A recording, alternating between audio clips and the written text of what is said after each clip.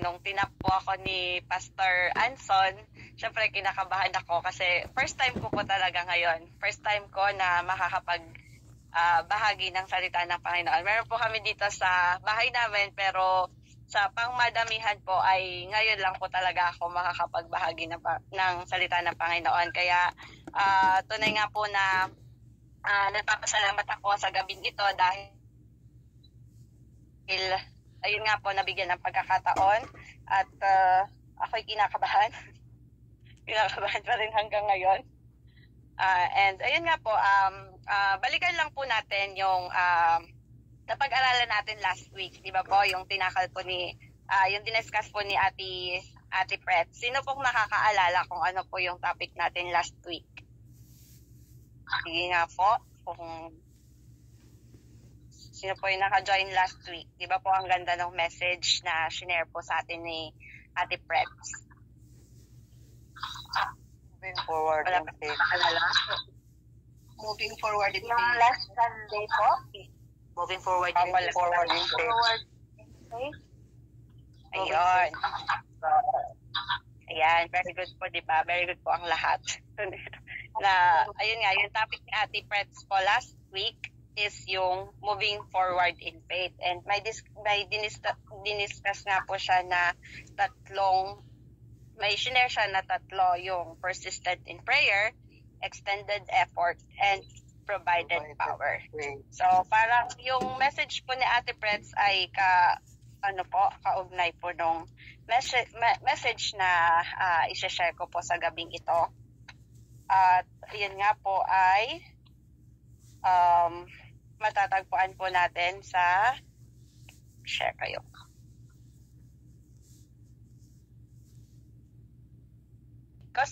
Ito po yung verse po natin sa gabing ito. Basahin ko lang po sa Filipos 3:13-14. Mga kapatid, hindi ko pinalagay na nakamit ko na ito, ngunit isang bagay ang ginawa ko habang nililimot ko ang nakaraan at sinisikap na marating ang layuning nais kong makamtan. Nagpupunyagi ako patungo sa hangganan upang makamtan ang gantimpala ng pagkatawag sa akin ng Diyos sa pamamagitan ni Kristo Jesus, ang buhay na nasa langit. And so tayo po muna ay manalangin. Yes, Lord, Heavenly Father, maraming salamat nga po, Panginoon, muli, O Lord God, sa gabing ito, O Lord God, na patuloy po, Panginoon, yung pagsama mo sa amin, O Lord God. Muli, Panginoon, kami po ay dumudulog sa iyo, O Lord God, nagpapakumbaba, O Lord God, tumingi ng kapatawaran sa anuman ang aming mga nagawang kasalanan, O Lord God. Palinisin mo po kami, O Lord God. Ikaw nga po, Panginoon, ang siyang manguna sa aming gagawin sa gabing ito, O Lord God. Ako po, Panginoon, ako nga po, Panginoon, ay gamitin mo lamang po, Panginoon, ang maging vessel ng iyong mga salita, O Lord God, at ikaw nga po, Panginoon, ang siyang mag-glorify sa aming mga buhay, O Lord God. Maraming salamat po, Panginoon. Ikaw po ang manguna, O Lord God, paghari sa buhay ng bawat isa, O Lord God. Turuan mo nga po kami, Panginoon, na magkaroon ng teachable heart, O Lord God, upang matutunan po namin, Panginoon, ano po yung salita mo, O Lord God, na nais mong ipahayag sa gabing ito, O Lord God. Kaya po, Panginoon, sa iyo po namin pinagkakatiwala ang oras na ito, O Lord God. Sa iyo po ang papuri, pasasalamat in Jesus' name. Amen. So, patuloy po ako. Ang title po, ang ginawa ko pong title dito sa message ko ngayong gabing ito is, ito po, Let Go and Let God. Diba, sa isang taon na nakalipas, nandito na tayo sa 2024. Madaming mga bagay na kailangan nating, para sa akin, kunyari sa side ko, madami tayong kailangan i-let go para si God yung kumilos sa ating buhay. Diba nga, diba, mabilis sabihin yung salitang to, diba? Let go and let God. Pero, mahirap gawin. Tama po ba? Mahirap siyang gawin.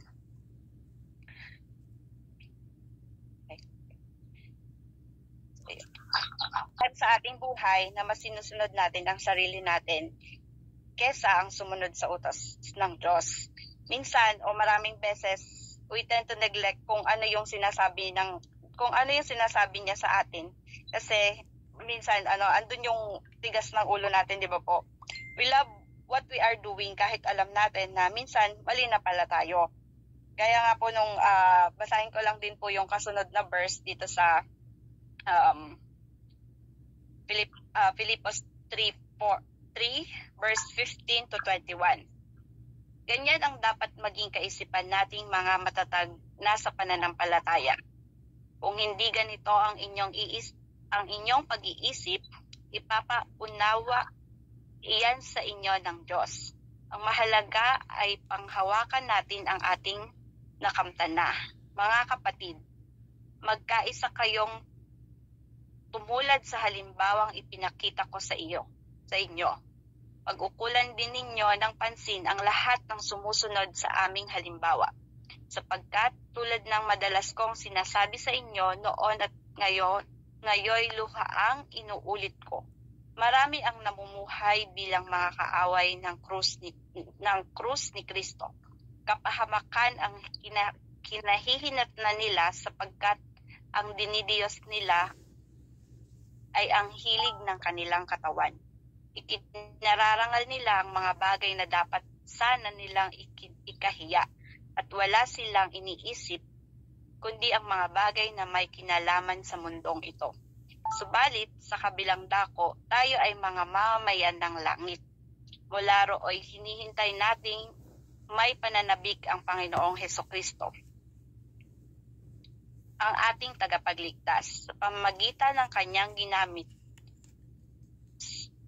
sa pamamagitan ng kapangyarihang ginamit niya sa pagpapasuko sa lahat ng bagay. Ang ating katawang may kahinaan ay babaguhin niya upang maging katulad ng kanyang katawang aluwalhati. So, nais nga po ng ating Panginoon na tayo ay magpatuloy hanggang sa dulo, di ba po? Ngunit hindi natin ito magagawa kung ito ay sa sariling kakayahan lang natin. Sabi nga sa salita niya dun sa Deuteronomy 31:8, si Yahweh ang mangunguna sa iyo. Sasamahan ka niya, hindi ka niya bibiguin o pababayaan man. Kaya't huwag kang matakot ni panghinaan ng loob. Tunay nga na we need our Heavenly Father upang iligtas niya tayo sa lahat ng pagkakataon ng ating buhay. Dahil sinabi niya nga siya ang mangunguna at sasama sa atin, di ba po? Nabasa natin dun sa pangako niya in Deuteronomy 31:8. We need to first let go certain things. So, meron lang po akong 2 points na i-share sa inyo, which is to let go and to let God. Ano nga po ba yung mga kailangan natin, what to let go of? So, una po, what to let go of or desire of control. Sa atin nga pong mga tao, lagi nating iniisip or we always ask some questions bago tayo magsimula. Bago natin simulang gawin yung isang bagay, di ba? Madami tayo laging mga tanong, madami tayong what ifs, ganon. And yun, yung parang madami tayong tinatanong lagi na paano ko malalampasan to, anong gagawin ko dito, mga ganon, di ba po? Madalas nating alamin ang lahat and gusto natin, di ba, na pag may nangyaring problema sa atin at na-solve natin to, parang sinasabi lang natin is yung parang minsan nasasabi natin na ako yung nakagawa, parang inaano natin sa sarili natin. Pero ito nga po yung nag-isang pagkakamali din natin na kailangan talaga na alam natin that God has full control for everything in our life. So, gusto niya na lumapit tayo sa Kanya at ipagkatiwala sa Kanya ang lahat. Kahit anong sitwasyon ng ating buhay, gusto ng ating Panginoon na gawin lang natin is to submit to Him and let Him do it.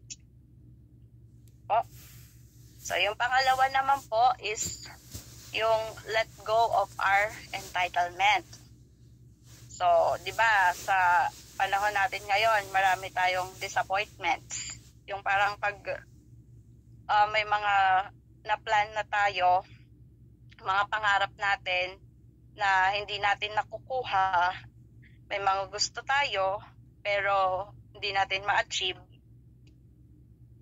Tapos, di ba, parang hindi naman tayo basta-basta sumusuko dun sa mga plano natin. Gusto pa rin natin na gawin kung ano yung na-plan na natin, yung parang sa sarili lang natin. Pero, darating yung time na malalaman natin na mas, may iba palang plano si God sa buhay natin. And yung plan niya is mas maganda kaysa dun sa plano natin. He knows what's best for us, di ba po? Sabi nga dun sa Proverbs, Kawikaan 3:6. Sa lahat ng inyong Sa lahat ng inyong gawain, siya'y alalahanin upang patnubayan sa iyong mga tatahakin. So, di ba po, ang ganda nung salita ng Panginoon, di ba? Kailangan natin talaga is, sa lahat ng pagkakataon ng ating buhay, kailangan natin siyang alalahanin. Dun sa lahat ng plan natin, kailangan talaga natin is ipagkatiwala lang natin sa Kanya. At for sure, syempre, He will guide us. Kasi andun yung pangako niya, di ba po? And yung pangatlo naman, what to let go of. Yung una, ulitin ko lang po, una is let go of our desire of control. Pangalawa, let go of our entitlement. And yung pangatlo naman po is let go of our doubts. So, diba, ang dami nating madami tayong mga tanong. Katulad nga po nung nabanggit ko din kanina sa una kong nabanggit na marami tayong what ifs sa buhay natin. Marami tayong pagdududa. Ito nga po yung minsan na we tend to question the existence or goodness of God. Kasi yun nga, madami tayong doubts. Lagi tayong nagtatanong sa Panginoon na mas pinapaniwalaan natin yung sarili natin more than God. And dun sa kakayahan niya na gawin ang lahat. We pray and ask God, pero most of the time, kapag hindi pa natin nare-receive yung mga prayer natin, hindi pa natin na yung mga prayers, nagda-doubts tayo, dun tayo nagtatanong na, Lord, ako minsan, pag nagpapray ako, tapos parang minsan na pag naiinip na, Pag naiinip na is parang nagtatanong, Lord, gagawin mo pa ba yung prayers ko? Pero di ba kailangan talaga natin na kung ano yung pinaray natin, syempre paniwalaan natin na gagawin niya ng Panginoon. Not now, hindi pa sa mga susunod, kung pinag-iintay tayo ng Panginoon, may plan ang Panginoon sa buhay natin. Kaya hindi tayo dapat mag-doubt. Kaya sabi